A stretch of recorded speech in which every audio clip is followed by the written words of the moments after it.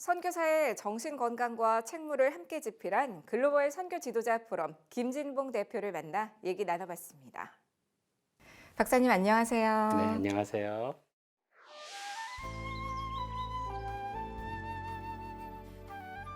네, 이번에 선교사의 정신건강과 책무라는 책을 내게 되셨는데요. 어떤 책인가요? 네, 제가 속해 있는 GMLF라고 하는 단체가 2년마다 국제 포럼을 열고 그 내용들을 영문책으로 내는 것인데요. 중요한 것은 한국 선교를 글로벌 교회에 좀 알리고 소개하는 데 그 목적이 있습니다. 네, 책에는 말씀하신 것처럼 한국 선교에 대한 내용도 담겨 있지만 선교사도 사람이기 때문에 그렇죠. 우울증이나 환멸 같은 감정들 느낄 수 있잖아요. 선교사님들이 겪으시는 이 스트레스 요인에 좀 구체적으로 어떤 게 있을까요? 잘 준비됐다고 하는 선교사 가족이 중동의 한 선교지에 도착했을 때 안타깝게도 남편이 언어와 문화에 적응을 못하고 아이들 중에 한 명이 또 학업에 또 적응을 못하고 안타깝게도 또 파송교회가 눈에 보이는 열매를 자꾸만 요구하다 보니까 부부 관계가 멀어지고 좀 안타깝지만 남편 선교사가 도피성으로 인터넷 중독에 빠지는 그런 어두운 그런 실내도 소개되고 있습니다. 타국에서의 겪는 어려움이 또 있을 것 같아요. 한 예로 제가 아는 선교사가 아프리카 무슬림 지역에서 깊은 우울증으로 고생하고 있다가 한국에 잠시 들어왔는데 언제 우울증에 걸렸는지 모를 정도로 네. 활발하게 활동하는 것도 본 적이 있습니다. 저는 사실 그 부분이 참 인상 깊었어요. 정신질환은 다른 사람의 연약함을 공감할 수 있는 통로이다. 내가 연약하기 때문에 하나님을 의지할 수 있고, 그렇게 되면서 사실 더 인간성이 진정성 있게 드러난다. 정말 우리가 아파보고 정신병에 걸리면 연약한 사람이 보입니다. 그러다 보면 오직 하나님의 은혜와 능력밖에는 이 어려움을 극복할 수 없다라는 것들을 깨닫게 되죠. 선교사라고 해서 사실 완벽한 게 아닌데, 마치 정서적으로 해서 모든 것이 완벽할 거라는 그 기대감을 이제 조금은 접어야 할 시기인 것 같습니다. 맞습니다. 네. 맞습니다. 네. 이런 선교사님들을 주변에서 좀 어떻게 도우면 좋을까요?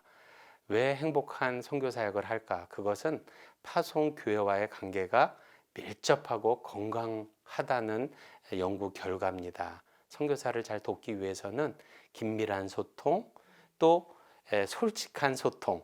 그래서 그들이 무엇이 필요한지를 잘 알고 실제적으로 도와주는 것.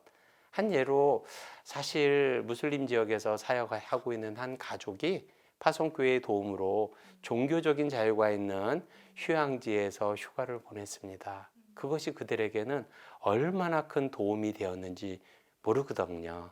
단순한 자유를 누렸던 것만으로도 그렇죠. 네. 제가 알고 있는 동료 선교사도 사우디아라비아에서 오랫동안 사역을 했는데 숨이 너무 막혀서 종교에 대한 억압 없죠. 때문에 네, 예. 여자분들은 또 자유롭게 외출할 수도 없는 그런 상황들, 네. 또 자신이 선교사라고 말할 수도 없는 상황들, 참 어려운 환경들이 많이 있습니다.